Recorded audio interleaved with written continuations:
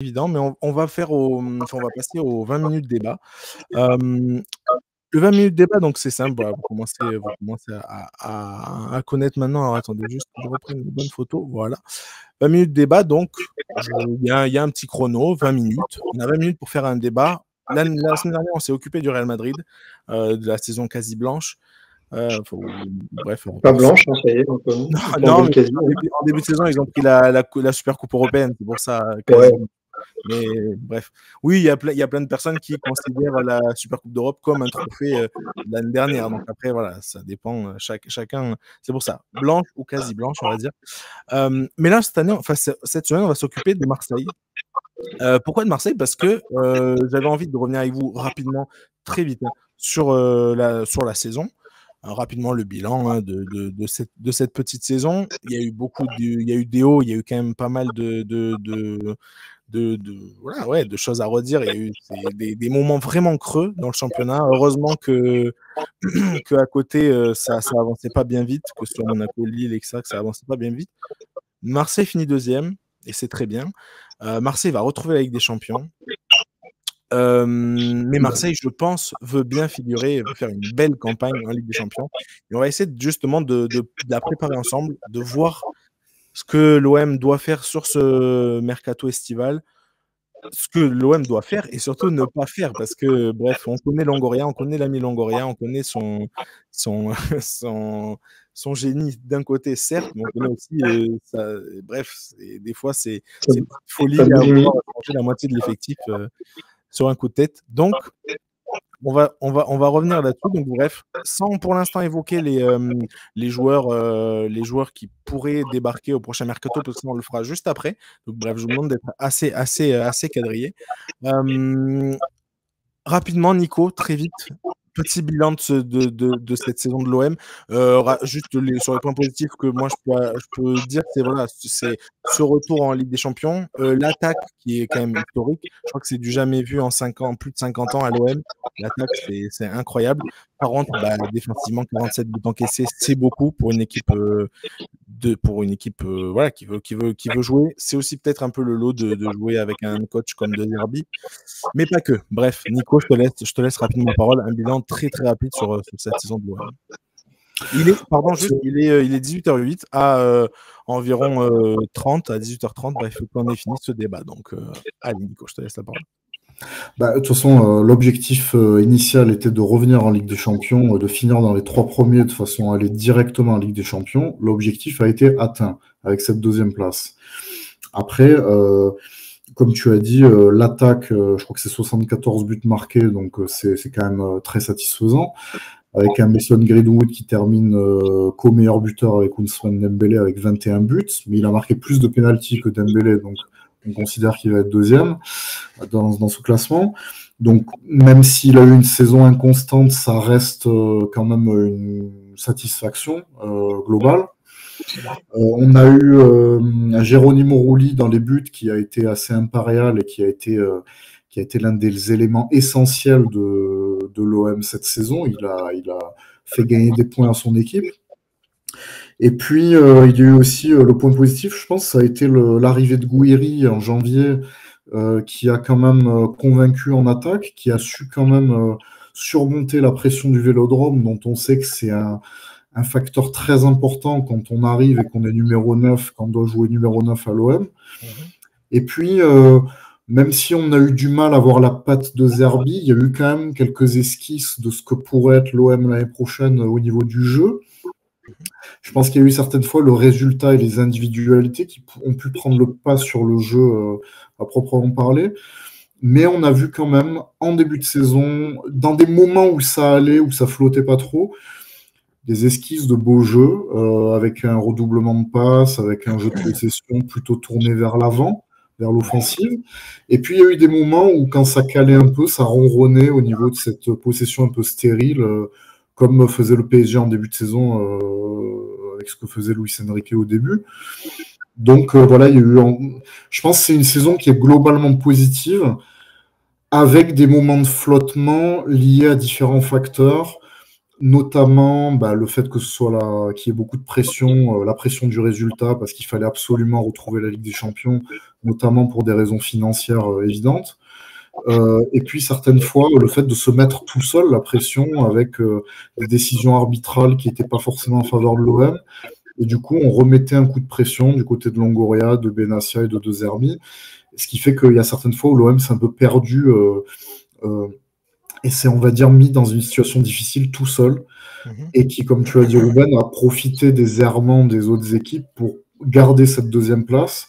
Et qu'il y a eu un sursaut à la fin, un sursaut d'orgueil, un sursaut au niveau de l'état d'esprit. Beaucoup de gens ont critiqué le retire, comme on a dit, le retrait à Rome, ce stage de 2 semaines un peu commando pour aller donc en Italie, à Rome, dans un centre d'entraînement de grande qualité pour se régénérer, on va dire, et retrouver une cohésion de groupe. Force est de constater qu'il y a eu, je crois que c'est 3 victoires et un nul depuis qu'il y a eu ce stage. Donc, et je pense que c'est quand même la patte de Zerbi aussi, d'avoir su remobiliser ses troupes et d'avoir su trouver les ressorts pour pouvoir finir cette fin de saison en boulet de canon et arriver à atteindre l'objectif qui était de retrouver la Ligue des Champions l'année prochaine. Okay. Avant de donner la parole à David sur justement ce qui a été fait de bien, je vais juste te poser une dernière question. Comment tu l'expliques là? C'est quand même, il y a eu quand même beaucoup de performances inégales. Tu as parlé des 2 matchs contre Auxerre juste avant, mais même au-delà de ça, il y a eu des prestations très très compliquées, il y a eu des éliminations en Coupe de France alors qu'on les voyait clairement. Bref, on voyait une Coupe de France très ouverte côté Marseille pour aller pourquoi pas en finale, etc. Comment tu l'expliques ça? Comment tu les expliques ces performances inégales et pourquoi il y a eu autant de crises? Bon, je sais que c'est l'OM, je sais que c'est un club spécial pour tout ce qui entoure, mais il y a eu quand même des périodes presque de crise où il y a eu besoin d'une mise au vert, on le rappelle, de Zerbi, des stages vraiment entre coéquipiers. Il y a eu ce stage, comme tu as dit, en Italie. Il y a eu aussi cette fameuse histoire de la mutinerie. Il y a eu Benassia qui a beaucoup critiqué les arbitres. Il y a eu le fameux championnat corrompu de Longoria. Bref, l'OM, je sais que c'est un club très particulier, très spécial, mais comment on peut l'expliquer, je veux dire, un peu plus objectivement cette saison sur ce côté-là? Moi, je pense sincèrement qu'il y a eu certains matchs qui ont peut-être été, alors je ne vais pas dire pris par-dessus la jambe, mais des matchs comme à Reims ou Auxerre où on pensait que le fait de faire un redoublement de passes suffirait pour déstabiliser ces équipes-là. Et il y a eu 2 facteurs pour moi. Le premier, c'est justement cette idée qu'on pensait que cet OM avait suffisamment de marge pour éviter de faire certains efforts. Et il suffisait d'une petite étincelle pour que ça explose, entre guillemets. On se souvient qu'à Auxerre, l'OM a la possession. L'OM prend un but par Gaëtan Perrin, un but venu d'ailleurs, on l'a dit tout à l'heure. Et un élément comme ça, comme un but encaissé, suffisait à déstabiliser cette équipe. Donc, il y a à la fois un déficit mental au niveau de la perception de l'adversaire et la perception, le fait qu'on est peut-être trop sûr de ils étaient un peu trop sûrs de leur force, j'ai envie de dire, en ayant moins de marge que ce qu'ils imaginaient eux-mêmes. Et la deuxième chose, ça peut aussi s'expliquer par le fait que, mine de rien, Roberto De Zerbi découvrait le championnat de France. Et que quand on a un entraîneur qui découvre le championnat de France, comme tout entraîneur étranger qui arrive dans un championnat qu'il ne connaît pas, dans un football qu'il ne connaît pas, eh bien, il faut s'adapter, il faut se jauger. Et je pense que aussi Luis Enrique a eu ça l'année dernière. Je pense qu'il y a les entraîneurs, quand ils arrivent dans un championnat nouveau, doivent prendre la mesure de leurs adversaires. Et je pense que De Zerbi lui a manqué un peu ça cette année. Et il y a eu des joueurs, clairement aussi, qui ont eu un manque d'implication. Mason Greenwood, certaines fois, ne faisait pas les efforts nécessaires, alors que sur les 5 derniers matchs, on le voyait faire des efforts défensifs qu'on ne l'avait jamais vu faire depuis le début de la saison. Et ça, je pense que c'est une petite addition de choses, en fait, une petite somme de choses qui ont fait que certaines fois, la machine s'est déréglée. Plus la pression, plus l'environnement nocif, entre guillemets. On sait très bien qu'à l'OM, il y a des bruits de couloir, il y a beaucoup de processus de déstabilisation de la part de certaines personnes dans le club ou autour du club qui gravitent autour. Et Benassia en a parlé dans une interview. Et je pense que ça n'aide pas en fait à la stabilité émotionnelle, on va dire, de ce club-là qui est toujours plein d'histoires, j'ai envie de dire. Ok, très bien. Pour donner maintenant la parole à David. David, si tu devais sélectionner trois hommes, trois personnes qui t'ont marqué côté OM cette saison, pour le bien comme pour le mal, Ouais. évidemment. Mais justement, ça fait la jonction avec ce que j'allais dire, c'est que moi, à chaque fois que j'ai joué l'OM cette saison, je me suis posé la question, qu'est-ce que cette équipe va donner en Ligue des Champions l'année prochaine? Bon, je sais bien que l'équipe va bouger, qu'il va y avoir des recrues, on va en parler après, mais je me suis dit, en fait, cette équipe, il y a 3 joueurs qui ont un niveau Ligue des Champions, justement. Donc, c'est bien que tu me donnes ce chiffre de 3, parce que c'est ce que je me suis dit tout au long de la saison. D'abord, je vais prendre le gardien, Oli, que j'ai trouvé excellent tout au long de l'année. Et puis, Rabiot qui a fait une saison étincelante. Et Mason Greenwood, qui est pour moi un joueur absolument fantastique. Même s'il a eu un petit coup de moins bien en milieu de saison, mais il a prouvé en accrochant Dembélé au nombre de buts que c'était vraiment une valeur sûre quand même. Et surtout, certains de ces gestes techniques, je les ai vraiment trouvés très, très impressionnants. Donc, je me suis dit, en fait, c'est une équipe qui a pas encore forcément le niveau pour jouer le haut de pavé en Ligue des Champions, mais qui a des joueurs déjà de niveau Champions League dans son effectif. Donc, il va falloir construire autour de ça. C'est le sentiment que ça m'a donné. Et effectivement, j'ai vu le match à Auxerre perdu, au Vélodrome perdu contre Auxerre. Et j'ai vraiment senti une équipe qui avait pas de maîtrise du tout, quoi. Donc, Marseille, c'est une équipe avec des bons joueurs, un bon entraîneur, mais il manque de maîtrise, il manque quelque chose, il manque de l'épaisseur, quoi. Donc je sais que c'est ta question suivante, c'est qu'est-ce qu'il faut faire pour améliorer ça. On va y venir, du coup, justement, pour ajouter de l'épaisseur. Je suis par contre étonné que tu n'aies pas mentionné Højbjerg. Oui, bien, ouais. Bah, je l'ai trouvé je l'ai moins vu cette saison, Højbjerg, que ce que je m'attendais à le voir. Je pense qu'il y a eu un petit gap. Alors, moi aussi, c'était mon ressenti. Et pour ça, j'allais dire, mais il y a eu un petit gap entre le début de saison qui était vraiment, vraiment, vraiment excellent. Et la deuxième partie de saison, un poil en retrait quand même de Højbjerg, enfin, en tout cas, un peu plus. C'est un peu éteint, ouais. Je ne vais pas dire que je regarde tous les matchs de l'OM à la loupe, etc. Il a été blessé en plus. Et je ne dis pas que je regarde tous les matchs de l'OM à la loupe, etc. J'en ai vu 90%. Mais en tout cas, comme ça, c'est l'impression que j'ai eu. On l'a moins vu. Puis Benasser est entré dans la rotation. Ça a un peu cassé peut-être la dynamique de Højbjerg. Je ne sais pas. Enfin, en tout cas, moi, je mettrais vraiment Rabiot de Greenwood très, très au-dessus de Højbjerg dans les bilans. Moi, je dirais que si c'est pour, on va dire, les joueurs qui font une différence en termes de statistiques et de talent pur, évidemment, mais aussi en termes de collectif ou les joueurs qui peuvent faire basculer une rencontre, c'est vrai que Greenwood et Rabiot sont dedans, je suis complètement d'accord avec toi. Mais par contre, c'est intéressant quand tu parles de la Ligue des Champions. Pour moi, c'est exactement quelqu'un comme Pierre-Emile Højbjerg qui peut arriver à faire en sorte qu'un Greenwood peut passer un palier, en fait. C'est-à-dire que pour moi, on ne peut pas avoir... On avait peur au début par rapport à Højbjerg, savoir est-ce que ça allait faire plutôt une Strootman ou une Luis Gustavo. Ceux qui ne le savent pas, que Strootman avait subi un échec cuisant à l'OM, alors que Luis Gustavo avait été phénoménal du début à la fin à l'Olympique de Marseille. Et en fait, on est plus proche du Luis Gustavo que du Strootman. Mais je pense que Højbjerg, c'est aussi dans la mentalité grand club, parce qu'il a joué à Tottenham, il est passé par le Bayern Munich dans les équipes de jeunes. Et c'est vrai qu'il nous manque, et pour moi, Rabiot est un condensé de Højbjerg et Greenwood, parce que on peut avoir à la fois le côté décisif, ça peut être le cas dans la façon de réguler le milieu de terrain, mais ça peut être aussi de se calmer en fait, et d'avoir cette stabilité émotionnelle dont on a besoin pour gagner des grands matchs. Bien sûr. Non, mais c'est vrai que niveau talent, c'est vrai que Rabiot, c'était incroyable. Il a vraiment fait passer encore une fois un palier à cette équipe. Et est-ce que du coup, on ferait pas un peu la liste des joueurs qui pourraient arriver pour passer un palier à cette équipe? On en a parlé tout à l'heure, mais la défense centrale, quand même, ça semble un sacré chantier, malgré que Balerdi, c'est pas un mauvais joueur, etc. Capitaine, bien sûr, évidemment, mais quand même, cette défense centrale.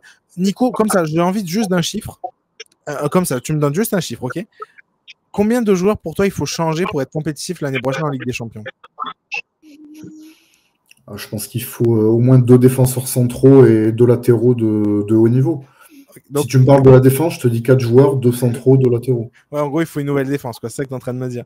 Non, c'est pas ça. C'est que pour moi, par exemple, Quentin Merlin doit jouer la Ligue 1, mais pas la Ligue des Champions. Oui, non, mais je comprends.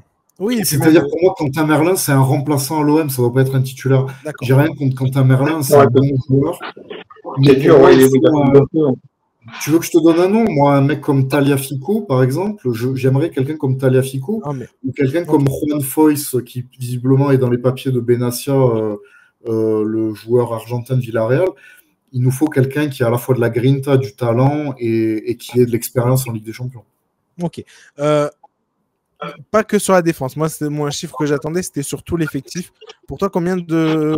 Est-ce qu'il faut au minimum, par exemple, un joueur par ligne? Est-ce qu'il te faut absolument un autre milieu de terrain, un autre attaquant, etc. ou pas spécialement? Ça dépend. Si c'est pour faire du tourisme en Ligue des Champions, on recrute personne. Maintenant, si c'est pour vraiment être compétitif dans cette compétition, un peu comme Lille l'a fait cette année, moi, ça m'irait très bien d'aller au moins en 8e, ça serait déjà génial. Mais d'avoir, moi, je dirais 7-8 joueurs. Oui, 7-8 joueurs. Parce que pour moi, un Valentin Rongier va être dans une rotation et la concurrence va créer une émulation pour avoir des joueurs plus compétitifs dans toutes les lignes. Très bien. Si Valentin Rongier est dans un confort, bon, lui, il a la mentalité de travailler, c'est pas un souci. Mais Mason Greenwood, s'il est dans le confort, il sera pas bon. Alors que si on lui met un concurrent dans les pattes, il va être obligé d'être bon pour jouer en Ligue des Champions ou jouer le week-end en championnat. Ok, très bien. J'ai noté quelques noms en défense, en milieu et en attaquant. On va faire ligne par ligne. Je vais vous les proposer à tous les deux. Vous me dites ce que vous en pensez. Est-ce que, bref, parmi cette liste, si jamais vous avez envie d'en rajouter d'autres, si vous voulez, mais c'est les joueurs que j'ai trouvés. Il y a Foyce que tu as cité, mais après ça, du coup, il y avait Aymeric Laporte, plus pour central. On avait entendu parler un peu pendant la saison. Facundo Medina, joueur du RC Lens, l'Argentin du RC Lens. Olivier Boscagli, un Français qui joue au PSV, champion d'ailleurs avec le PSV, bravo. Kalidou Koulibaly, bon là ça serait quand même un gros coup, mais pareil, un joueur d'Arabie Saoudite. Kivior, pareil, on en a beaucoup entendu parler, ce serait le joueur d'Arsenal, défense centrale d'Arsenal. Et après il y avait Rami Bensebaï, qui est aussi un peu dans les rumeurs. Le joueur de Dortmund. Parmi ces noms-là, est-ce qu'il y a des noms qui vous parlent? Par exemple, là, si tu devais en sélectionner 2 en défense centrale, David, tu prendrais lesquels? Moi, je prendrais Aymeric Laporte et Facundo, j'ai oublié son nom, Facundo Medina. Pour la grinta qu'il a, c'est un joueur que j'aime beaucoup, même si j'ai oublié son nom, c'est un joueur que j'aime beaucoup. Et Aymeric Laporte, parce que c'est une marque Ligue des Champions, c'est une valeur sûre. Et peut-être Koulibaly, mais Koulibaly, je suis pas sûr qu'il soit aussi fort que Aymeric Laporte. C'est dans un style très différent, hein, mais je pense qu'il est un peu passé. Ok, très bien. Et pareil, même question pour toi, Nico. Si tu devais en sélectionner comme ça, là, pour la défense centrale, tu prendrais qui? Parce que moi, c'est surtout sur ça que je me suis basé. Qu'est-ce que tu en penses? Aymeric Laporte et Facundo Medina pour les mêmes critères, parce que Laporte, déjà, parce que c'est un relanceur et un bon relanceur et il correspond au style de jeu de Zerbi. Il est 2 Zerbi compatibles. Et parce que aussi, il a gagné l'Euro avec l'Espagne, même s'il a été pendant 2 ans en Arabie Saoudite. C'est un joueur qui est très compétitif, qui reste très bon avec la sélection espagnole. Et en plus, c'est un joueur qui, visiblement, d'après les rumeurs, aurait envie de revenir en Europe, et ce serait un bon challenge pour lui. Donc tout le monde y trouverait son compte, donc ce serait super. Et Medina pour la grinta, parce que c'est un Argentin qui se bat sur tous les ballons, et qu'il a prouvé à Lens qu'il avait le niveau, même pour jouer à la Ligue des Champions. Il a joué avec Lens, hein, faut le rappeler. Et une petite mention pour Boscagli, qu'on ne connaît pas trop. Moi, je l'ai suivi un petit peu avec le PSV Eindhoven, notamment en Ligue des Champions. Joueur gaucher, il avait été formé à l'OGC Nice, originaire de Monaco, qui est un très bon joueur, qui a fait de belles prestations en Ligue des Champions cette année. Voilà, qui, si ça pouvait passer avec Medina ou Laporte, pourrait être une bonne alternative. Mais moi, je préférais quand même Laporte à choisir. Laporte et Medina, ce serait très bien. Ok, très bien. Si on passe maintenant, est-ce que tu as des noms pour les latéraux? Tu as parlé de Foyth, tu as parlé de Tagliafico. Si tu devais en prendre un seul, enfin un pour chaque côté, tu prendrais qui même si, encore une fois, il faut que ce soit réaliste, hein, forcément. Mais c'est vrai que j'ai parlé un peu de Ben Sebaï, qui est peut-être pas le joueur le plus sexy, entre guillemets, à prendre, mais qui est un joueur qui connaît la Ligue des Champions, qui connaît aussi la Ligue 1, mais qui a fait des belles choses en Ligue des Champions. Est-ce que ce serait suffisant? Je sais pas. Qu'est-ce que tu en penses? Moi, je prendrais Tagliafico à gauche et Foyth à droite. Ok, très bien. Bon, tu resterais sur ces deux-là. Très bien.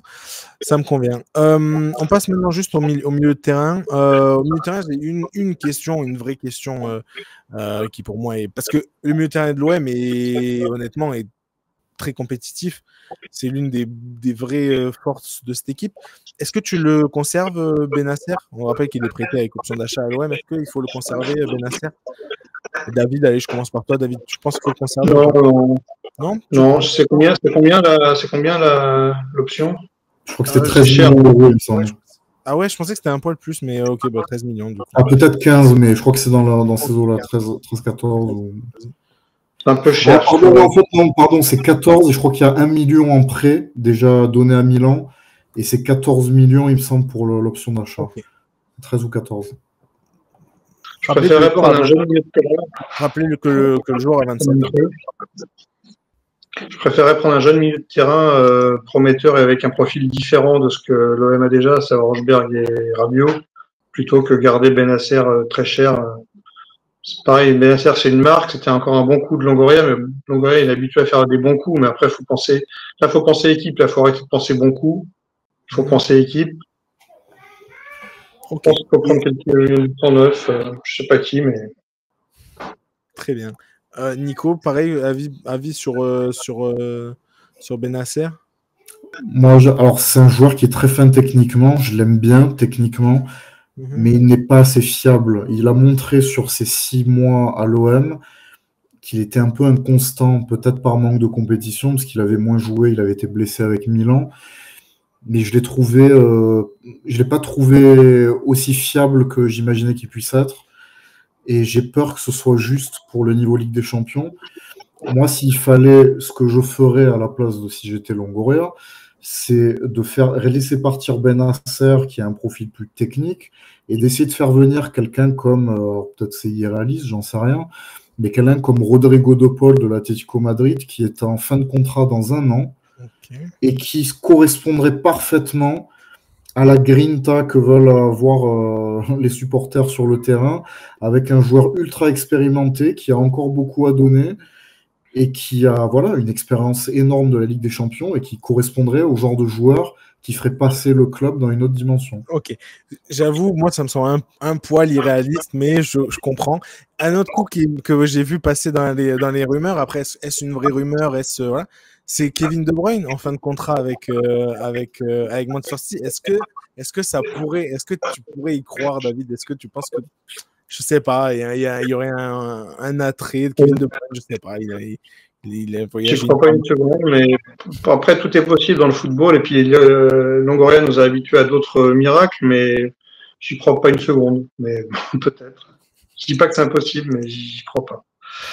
Je pense que le salaire de De Bruyne, ça par contre, on va pas se mentir. Ouais. C'est absolument intouchable pour un club de Ligue 1 avec les charges sociales, à mon avis, hein, mais peut-être je me trompe, je sais pas, à part le PSG évidemment. Mais...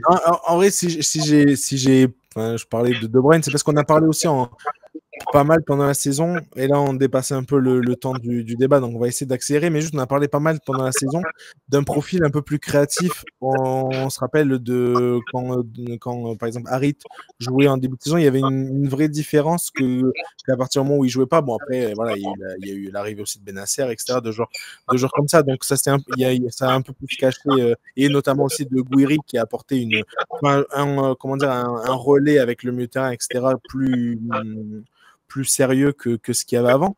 Donc ça s'est un peu effacé, mais je sais pas, un profil un peu comme ça, d'un milieu un peu plus Mais offensif.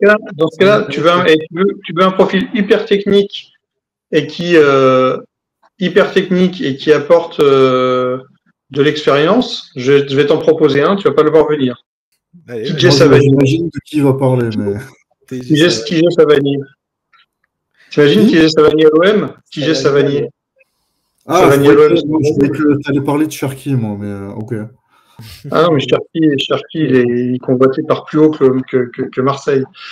Mais ouais, mais avec une indemnité de transfert qui va pas être non plus phénoménale. Donc après, moi, je suis plus. Pour moi, c'est plus le côté il est lyonnais, est-ce qu'il viendra à l'OM? C'est plus ce côté-là, moi, qui m'inquiéterait que. Non, il le fera pas pour cette raison. Et puis, non, parce que je suis pas sûr que s'il allait à Arsenal, qu'il aurait sa place alors qu'il y a Odegaard, par exemple. Oui, non, mais je vais te dire, je voulais que je vous les annonce en avant-première où il va partir, l'ami Cherki, il va partir à Liverpool et ça va être la nouvelle star de Liverpool. Voilà, je te l'annonce. En avant-première mondiale. Il y a du monde quand même à Liverpool. Hein. Il aurait le talent pour, hein, mais il y a du monde. Il a le talent pour. De toute façon, où qu'il aille, il va réussir parce que c'est un mec qui a un talent de dingue. Alors, il a passé un palier cette saison, c'est vrai que ça peut l'aider, mais... Il va intégrer un top 10 européen, en tout cas. Ça, c'est sûr. Très bien. Et du coup, sur ce profil un peu plus offensif au milieu de terrain, Nico, tu n'es pas pour forcément? De Bruyne fait rêver tout le monde et ça a été évoqué d'ailleurs en conférence de presse aujourd'hui. Il y a un journaliste qui a posé la question. Bon, Longoria, il a pas dit non, mais il a pas dit non plus. Il s'est orienté vers l'idée. Il a eu un peu le même discours qu'il avait eu avec Pogba, avec les rumeurs concernant l'arrivée de Pogba, c'est-à-dire cette idée que un joueur de cette trempe, quand il arrive, il va avoir un salaire plus élevé que les autres et que ça risque de déstabiliser l'effectif. Grosso modo, c'est un peu ce qu'il disait. Et il n'a pas tort de ce côté-là. Maintenant, moi, je me pose la question et je reste perplexe quand on a ce discours-là parce que comment veut-on passer un palier si on n'a pas ce genre de joueur? Ça me paraît compliqué. Est-ce que, par exemple, moi, je me pose la question, après, est-ce que Naples, par exemple, on a parlé de Kevin De Bruyne à Naples, les dirigeants du Napoli se sont emparés de la question et ont répondu à cette question. Sans fermer la porte, mais en disant simplement que il n'y a rien qui a été fait. Mais est-ce que quelqu'un comme De Bruyne qui pourrait aller à Naples, est-ce que Naples est 10 fois au-dessus de l'OM? Je ne pense pas. Je pense qu'on est dans le même style de club, alors que Naples est peut-être un petit peu au-dessus depuis quelques années, mais ça reste un club qui est du même profil, avec la même pression. Et on se dit que De Bruyne, oui, Naples est une option. Moi, je me dis que l'OM devrait pouvoir être une option. Après, on sait que ce ne sera pas un salaire niveau Première Ligue, ça c'est certain. Mais c'est sûr que c'est le genre de joueur, j'ai plus une réserve par rapport aux blessures, mais c'est le genre de joueur qui pourrait faire passer à ce club un palier, notamment en Ligue des Champions. Ok. Niveau attaque, maintenant, juste pour terminer, là, ce sera du coup le mot de la fin. Niveau attaque, il y a deux profils que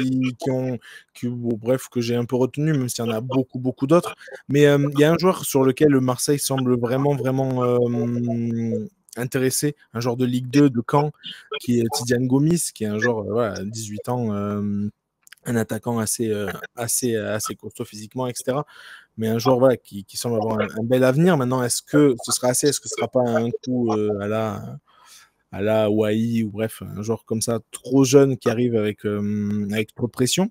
Et après, il y a eu une petite rumeur, Marcus Rashford, qui entoure là ce mercato. Nico, t'en penses quoi? Tu prendrais qui? Tu prendrais quoi comme profil, du moins, pour cette attaque de l'OM, pour accompagner je vais être dans la même lignée que ce que je disais pour De Bruyne, c'est-à-dire que si on peut le faire, Rashford, il faut le faire parce que c'est le genre de joueur qui peut faire passer à l'OM un palier supplémentaire. Tidiane Gomis, aussi talentueux soit-il, c'est quelqu'un qui a joué en Ligue 2, qui est descendu en National avec le Stade Malherbe de Caen. Pour moi, c'est un joueur qui a plus sa place dans un bon club de Ligue 1 ou un club de milieu de tableau, voire un club qui joue le maintien en Ligue 1 pour passer des paliers. Pourquoi pas après rejoindre l'OM s'il s'avère que ce joueur a le niveau pour le faire. Mais pour le moment, je pense, même s'il est talentueux, encore une fois, mais ce sera Oui, trop juste pour intégrer un club comme l'OM. mais quel profil quel profil plutôt juste pendant quel profil serait complémentaire de l'attaque? En fait, le seul souci avec Rashford, moi je serais pour, hein, j'aime beaucoup le joueur. Maintenant, je pense qu'on a avec quelqu'un comme Gouiri ce genre de profil un petit peu hybride qui peut jouer à la fois sur l'aile et qui peut jouer deuxième attaquant ou numéro 9. Moi, je prendrais plus un joueur, un point de fixation pour jouer à côté de Cherki. J'avais parlé l'autre fois, moi je rêverais d'un Sorloth par exemple, mais bon, à l'Atlético, même s'il joue pas énormément, son ratio minutes jouées but, il est exceptionnel, c'est peut-être le meilleur en Europe à ce niveau-là cette saison. Donc ce sera dur de le déloger de l'Atlético, mais un joueur comme ça ou comme Dovbyk de la Roma, voilà, ce sont des joueurs qui seraient précieux pour l'OM pour faire passer un palier à ce club. Mais c'est sûr que si Rashford venait, on aurait un modèle avec Rashford et Cherki, ce serait deux attaquants virevoltants, pourquoi pas. Hein. Après, ça dépend du projet de jeu de De Zerbi, mais moi, j'irais plus sur quelqu'un comme Rashford que sur Tidjane Gomis, ça c'est sûr. Ok, très bien. David, pareil, mot de la fin pour ce... Non, je voulais juste dire que Rashford me semble beaucoup plus faisable que De Bruyne, hein, économiquement parlant, et parce que bon, il a quand même accepté de quitter United pour aller à Aston Villa.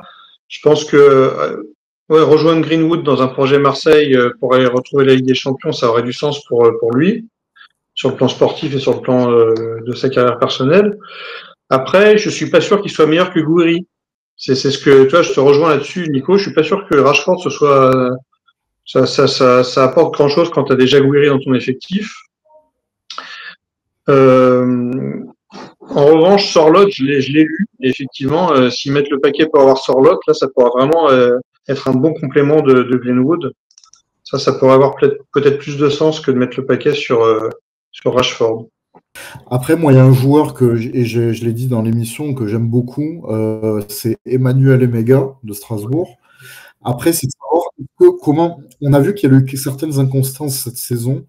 Ce qui est certain, c'est qu'il a un gros potentiel et il y a beaucoup de clubs de première ligue qui sont prêts à dégainer, mettre 30-35 millions sur lui au moins. Alors, ce serait cher, mais c'est un joueur à très fort potentiel et un numéro 9 qui pourrait là aussi être compatible avec le projet de jeu de Roberto De Zerbi. Donc, ça peut être une option intéressante. Pourquoi pas aller chercher un Ajorc, un Ludovic Ajorc pour avoir un point de fixation en attaque aussi.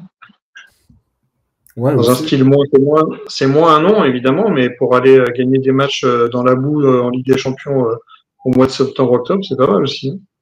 Je pense que s'ils avaient quelqu'un comme Majorque, on aurait ce serait intéressant pour Gouiri, qui pour moi serait un petit peu dans un style Mamadou Niang à venir mettre ses 25 buts en Ligue 1, parce que c'est le genre de joueur Gouiri qui va profiter des espaces laissés par un numéro 9, un point de fixation, comme Brandao le faisait avec Niang, et on voyait que c'est une doublette qui fonctionnait, ou comme on a pu voir avec Giroud et Mbappé, par exemple. Hein. C'est tout à fait. Pour se regarder, mais quand même. Exactement. Ok, très bien. Donc ce débat est clos. L'émission touche